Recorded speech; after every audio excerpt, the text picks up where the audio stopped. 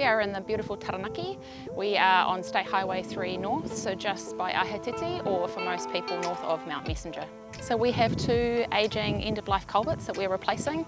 We have a closure in place because we have limited space here. As you can see behind me, we have a crane pad on the road. We have 15 metres a long excavated hole, 6 metres deep. So we have a lot of equipment in a tight space, which is why we needed to have a closure in place to achieve what we're getting done over this 5-day closure.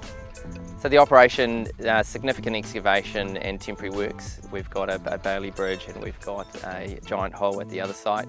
We've got some site constraints here which haven't allowed us to achieve this in a two-way traditional approach, unfortunately. So we've needed to close the road.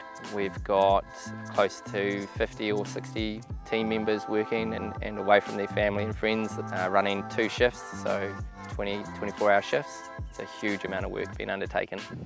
We know that this has been disruptive for the community, but from a resilience point of view, this is just another step to make sure that we keep our community connected. We know how important State Highway 3 is to keep traffic moving from here up to Waikato and back.